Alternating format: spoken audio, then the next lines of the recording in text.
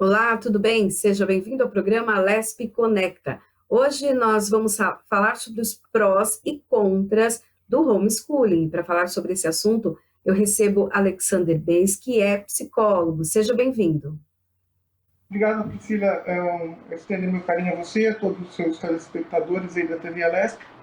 E mais uma vez é um prazer estar a gente aqui conversando. Eu que agradeço. Bom, para começar, fala um pouquinho para a gente sobre o homeschooling, né? Que é a educação, o ensino que acontece dentro de casa, né? Pelos pais ou ali por profissionais contratados. Mas especifica para a gente e por que tem os prós e os contras. Claro, bom, o homeschooling é uma prática adotada há 4 décadas nos Estados Unidos, 3, 4 décadas nos Estados Unidos, há muito tempo, né? Para muitas pessoas funciona, essa prática funciona. E ela é uma prática que ela é diferente do ensino à distância. O homeschooling, na realidade, é você estudar em casa, sem nenhum tipo de plataforma digital e sem nenhum tipo de contato com os colegas dentro do âmbito do estudo. Então, requer muita determinação, muita dedicação, muita motivação e, principalmente, muita organização. Nos Estados Unidos funciona, para algumas famílias preferem adotar esse modelo. A legislação lá vigente permite isso, como sempre permitiu, e muitas dessas crianças que estudam dessa maneira conseguem as suas aplicações universitárias a serem aprovadas em Harvard, em Yale, em Cambridge e tantas outras faculdades ali importantes, né? Claro que você tem a organização seria o homeschooling seria o fator primordial para você continuar os seus estudos. Evidentemente que muitos pais são professores, muitas mães são professoras, e aí você consegue ajudar ali o seu filho lá nos Estados Unidos em decorrência disso. Quando não consegue, eles contratam um professor particular para que possa fazer aí, para que possam ser tiradas as dúvidas. Eu acho que é muito importante nós fazermos uma diferenciação entre homeschooling e estudo à distância, que é o que está acontecendo agora aqui no Brasil, através das plataformas virtuais. Lá nos Estados Unidos também tem o estudo à distância.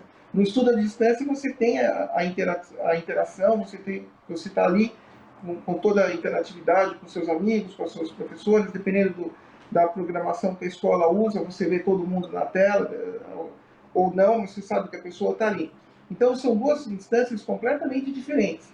Porém, essa questão de homeschooling aqui no Brasil, ela veio um pouco em voga porque uma adolescente de Sorocaba, de 17 anos de idade, preferiu continuar os seus estudos através do homeschooling e, por assim entender que seria a melhor opção para ela conseguiu entrar na faculdade da USP de Engenharia. Quando ela foi fazer a matrícula na USP, a justiça vetou, que não aceitou a prática dela de homeschooling, né? No caso dela, funcionou como funciona lá fora. Agora, nós temos que entender que existe uma organização americana que funciona dessa maneira. Eu acredito que para o Brasil, na minha opinião pessoal, essa metodologia ainda precisa se adequar a uma série de situações, uma série de coisas, porque muitas crianças aqui não gostam de estudar nem na escola normal. Em casa pode ser que não estudem. Agora, para o homeschooling funcionar, você tem que ter um ambiente de estudo, a criança tem que ficar isolada no seu quarto, né? Você não pode ter influência, você não tem que ficar ligado em nenhum aparelho digital. Então, por quê? Porque você vai estar ali sozinho, você vai estar sem um mestre, você vai estar ali sem uma outra pessoa qualquer mais qualificada te ajudando. Para os Estados Unidos funciona, então não sou eu que poderia falar que não funciona. Agora nós estamos no Brasil, então é uma outra realidade, né? No momento, todos nós, o mundo inteiro, o Brasil, o mundo todo, está sendo atacado pela condição pandêmica. Essa condição pandêmica suscitou uma série de novas tendências, de novas condutas comportamentais, como, por exemplo, essa questão do homeschooling, que foi mais efetivada nos Estados Unidos, e aqui essa menina se aderiu. Mas muitas escolas hoje estão praticando ali o distanciamento né? O distanciamento social, essa que é a palavra correta, distanciamento social, onde a criança estuda em casa através das plataformas, através do Zoom chamada, ou cada escola tem a sua plataforma independente, enfim. Esse é o momento correto de se fazer isso. Por quê? Porque quando você... teve uma universidade na Espanha, a Universidade de Granada, na Espanha, onde eles mostraram ali que a cada 20 alunos numa sala de aula, você cruza 808 informações virais. Então, veja, você está trocando vírus aí numa sala de aula, né, uma proporção altíssima, onde você pode se contaminar, no mínimo descuido de máscara, no mínimo descuido de higiene, você vai se contaminar e você vai ali poder levar esse vírus para casa, porque muitos jovens esse vírus ele aloja na garganta, mas ele não adquire a patologia viral, o coronavírus, mas ele pode ser um vetor ali desse vírus, né, dessa virose, e passar ali para sua família e alguém pode se contrair de uma maneira mais grave. Essas novas condutas comportamentais, como o próprio estudo à distância, que é muito interessante, eu preciso, e falei a todos os seus telespectadores da TV Alesp, nós diferenciarmos homeschooling de estudo à distância. Homeschooling, você não tem interação com o pessoal da escola, você só vai na escola fazer a prova. A prova é feita na escola, mas o estudo é feito totalmente na sua residência, com o auxílio dos seus pais, ou com o auxílio de alguns professores particulares quando precisa, né? Mas no momento, o ideal para o Brasil é realmente o estudo à distância, onde você virtualmente pode ali se interagir, pode se conectar, pode tirar suas dúvidas. Claro, existe ali a única coisa que é apontada nos Estados Unidos em relação aos contras do homeschooling é o fato da falta do trato social, né? Essa falta desse trato social é uma coisa que alguns pais reclamam lá para crianças que são mais intrínsecas, para crianças que são mais tímidas, mas mesmo assim elas conseguem fazer os seus estudos. Então isso é uma questão ali de se socializar ali num clube, enfim, em alguma agremiação esportiva. Muitos pais fazem isso para as suas crianças. Mas isso vai de família a família, lá não é obrigado. Lá você tem o direito de você escolher se você quer ou não estudar dessa maneira, né? No momento, eu entendo que, psiquiatricamente falando, psicologicamente falando, é totalmente improdutivo colocar uma criança em sala de aula. Por quê? Porque o cérebro dessa criança ou desse adolescente vai estar voltado, quer ele queira, quer ele não queira, ou quer para a manifestação viral. E aí você tem um elemento da ansiedade que vai dominar toda essa questão, e você vai ter, além do elemento da ansiedade, você vai ter a distração que procede desse elemento. Então você não consegue absorver o conteúdo passado, porque o seu cérebro vai estar pensando se você vai pegar o vírus ou vai levar esse vírus para casa.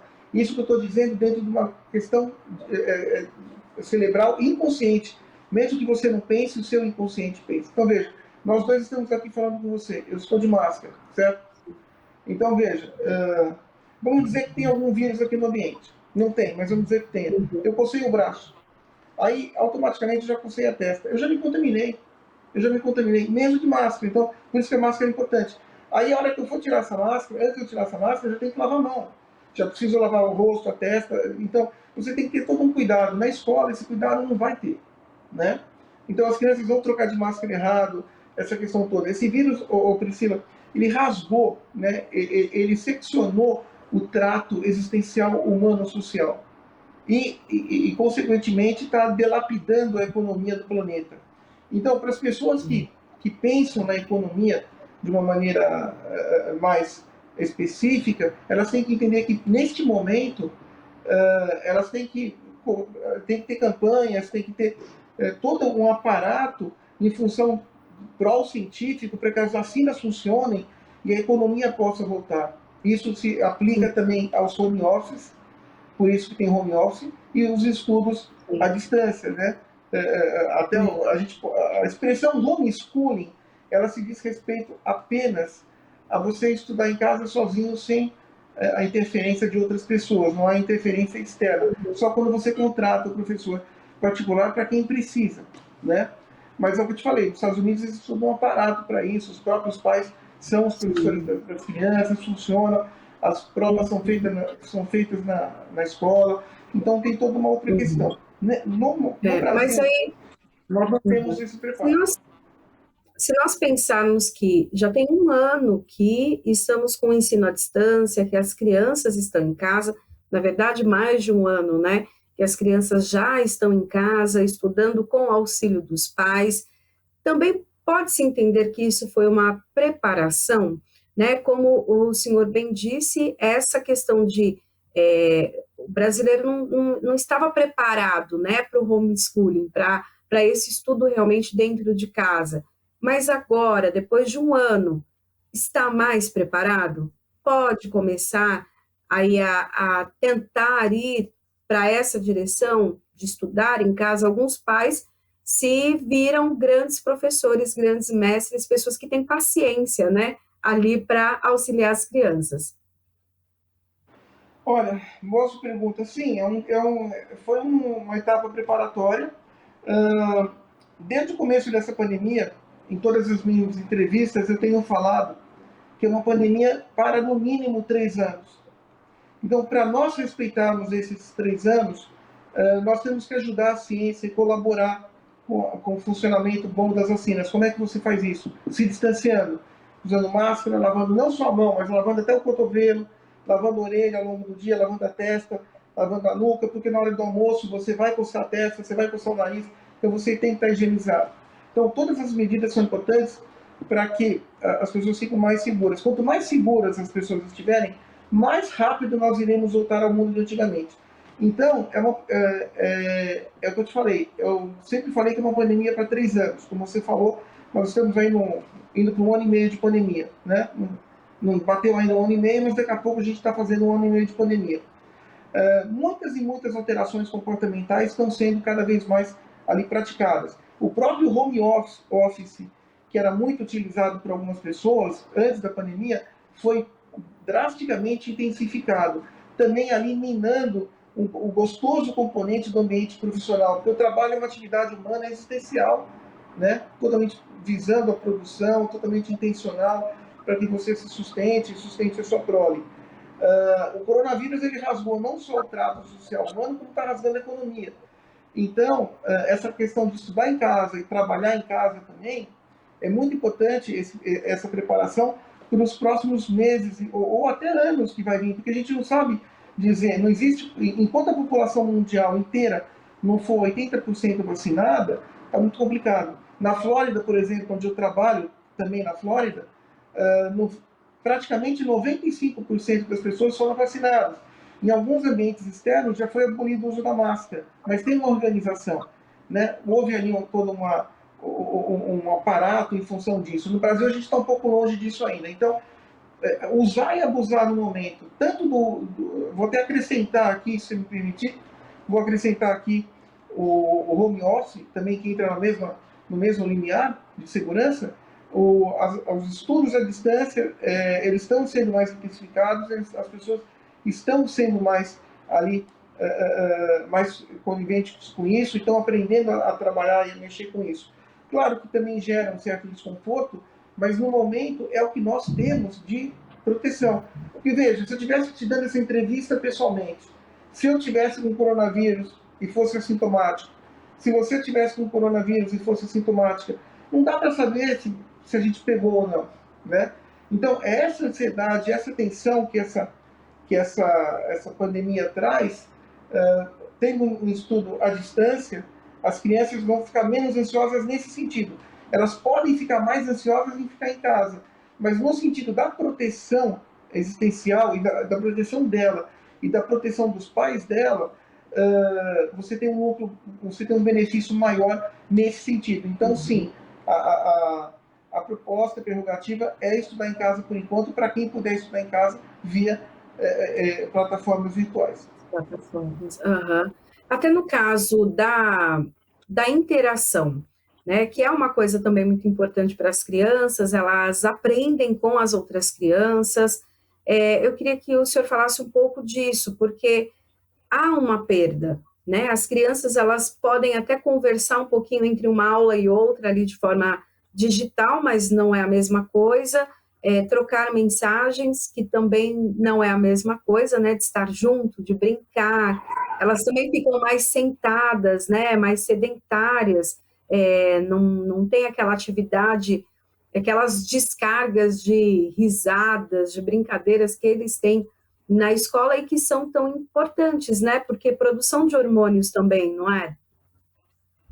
Sim, muito boa essa pergunta. O que acontece, esse elemento que você citou, o elemento da conectividade pessoal, social, da interação, da interatividade entre os amiguinhos, infelizmente está sendo ali colocado em sacrifício. Por quê? Porque não tem como você chegar e interagir no intervalo, num recreio, para aquelas crianças que são mais novas, justamente pela questão ali, justamente pela questão da, do perigo que isso traz. Então, isso é uma condição, Priscila, que infelizmente é necessário passar. Essa perda, ela vai ter que ser muito bem explicada pelos pais e as crianças vão ter que cada vez mais entender para que realmente o componente da frustração não se aloje nas suas esferas mentais. Além desse componente social, as pessoas estão perdendo a oportunidade, realmente, como você falou, de brincar, de aprender um com o outro, até aprender com os erros, de repente, né, ter as brincadeirinhas, que é a mesma coisa que acontece nos ambientes de trabalho, onde você perde aquele elemento da brincadeira, você perde o elemento aí da diversificidade, essa questão toda. Então, essas questões ali do trato social estão sendo duramente castigadas e duramente maltratadas, mas é o único caminho no momento que nós temos. Nós não temos outro caminho no momento enquanto essa pandemia realmente não cessar, enquanto que a OMS não decretar oficialmente o fim dessa pandemia. Uhum. Eu já conversei com outras pessoas, outros especialistas, falando sobre o homeschooling. Uma questão levantada foi até a questão do bullying. Algo que acontece na escola com uma certa frequência e que muitas vezes os pais também não conseguem ter, né, acesso ou não percebem esse tipo de ação contra o seu filho até que se instale ali um problema muito sério. É, o homeschooling também é uma opção para esse mal, né, que a gente fala, essa questão, então, né, de um depreciar o outro, algumas pessoas achando que é brincadeira, mas, na verdade, é até uma certa tortura. Muito, muito bem colocado, sim. O homeschooling para algumas crianças americanas funciona também como essa alternativa, né? Sendo essa alternativa.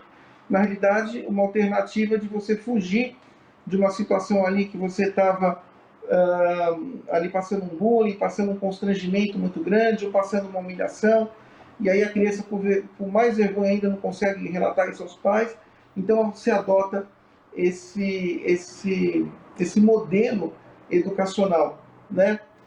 Quando a gente fala em cultura, cultura pessoal, não a cultura na questão de ler, mas a questão cultural de cada um tem a sua cultura, né? Cada um tem ali as suas particularidades, as suas peculiaridades. E as pessoas que adotam esse sistema de homeschooling, não caberia a nós dizer se é certo ou errado. Então, cada um entende por que escolheu essa plataforma, entende por que quis ir para esse lado. Então, eu acho que essa que é a grande diferença ali, que você citou muito bem. O homeschooling também, ele pode ser altamente funcional nesse sentido, no sentido de proteção. Mais funcional ainda seria, paralelamente, a criança que sofreu um bullying lá nos Estados Unidos, porque aqui no Brasil não existe homeschooling, mas essa criança que sofreu esse mal agravo ali, fazer uma terapia, né, fazer uma psicoterapia com alguma psicóloga, ou algum psicólogo, para que ela possa também estar se reestruturando emocionalmente. E aí um vai ajudar o outro. Então, o fato da distância vai ajudar e o fato da reposição da autoestima, a reposição da confiança através do trabalho psicoterápico e mesmo que precisar de algum ansiolítico para reduzir ali a ansiedade, também vai ser muito bem administrado e um vai complementar o outro. Uhum.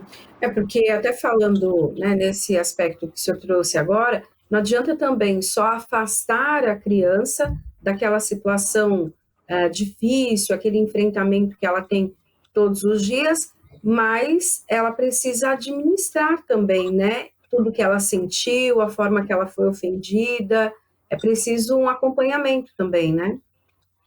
Claro, porque o que acontece é o seguinte, Priscila, uh, dependendo, quanto mais tarde na vida as crianças ou os adultos puderem ter seus traumas, menos nocivos esses traumas vão ser para o aparelho mental. Quanto mais jovem for realmente um trauma no aparelho mental, você pode descarregar aí potentes ondas neuróticas ou até potentes ondas de formações psicóticas, dependendo do nível de gravidade que foi. Né? Qualquer trauma até os 4 anos de idade, 4, 4,5 no máximo, você pode desencadear uma personalidade psicótica. E aí, se você, e aí quando acontece isso, às vezes o tratamento ele pode se tornar um pouco ineficiente por causa da demora, né? Geralmente as causas mais comuns ali são as neuroses, e você pode ter ali condições neuróticas como a própria ansiedade, uma ansiedade ansiosa, por exemplo, que a gente chama de ansiedade, desculpa, uma depressão ansiosa motivada pela ansiedade, você pode chamar de transtorno misto de ansiedade e depressão, ou você pode ter ali uma depressão exógena, quer dizer, que vem do meio externo para o meio interno, e não uma depressão orgânica. Você pode ter vários e inúmeros transtornos de ansiedade, onde esses transtornos de ansiedade vão ali, onde esses transtornos de ansiedade vão uh, danificar mais ainda a pessoa e podendo criar ramificações, porque o grande problema da ansiedade não é só a ansiedade em si, não é só o transtorno de ansiedade, são os derivados dos transtornos de ansiedade que tem, como, por exemplo, transtornos obsessivos compulsivos, transtornos ali, principalmente de síndrome do pânico, que vem da ansiedade, sendo 110% emocional e jamais orgânico. Então, quanto mais rápido se for efetivar o tratamento contra esse bullying, melhor, tá? Apesar que eu falei um pouco aqui de psicose também, não existe associação entre psicose e neurose. São duas instâncias mentais completamente diferenciadas e incomunicáveis. Ou você tem uma estrutura mental ou você tem a outra. Não existe uma estrutura mental que possa absorver a neurose e a psicose ao mesmo tempo. Tá? Então, quanto menos traumas nós tivermos, principalmente na infância, melhor. Se for uma criança que nasceu ali num ambiente muito violento e tal, a escola para ela vai ser apenas um elemento que evidenciou um sofrimento que ela já tinha, e não necessariamente ali uma coisa que ela está passando na escola. Então, cada situação é uma situação diferente uma da outra, mas o bullying sempre afeta as pessoas mais neuróticas. Agora, se você entrou na escola e você já era uma criança com uma estrutura psicótica definida ou uma estrutura psicopática definida, e se você, por isso, porque você age diferentemente ou tem um comportamento diferentemente, porque são várias psicoses, e não dá nem para a gente entrar no tema aqui, e esse bullying ele pode ser extremamente cruel para essa estrutura psicótica. E é ali que você vai ter realmente verdadeiros potenciais de serial killers no futuro, né?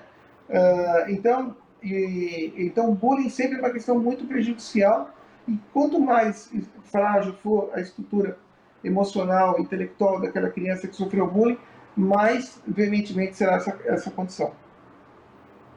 Bom, eu quero agradecer, então, a participação de Alexander Beis, que é psicólogo. Muito obrigada, nós falamos aqui sobre os prós e contras, né, do homeschooling. Obrigada pela sua participação. Priscila, eu que agradeço, eu deixo aí toda a minha atenção a você, a todo o pessoal da produção, a todos os telespectadores da TV Alesp. Obrigado. Eu que agradeço. Bom, o programa Alesp Conecta fica por aqui. A gente se encontra na programação da Rede Alesp. Tchau, tchau.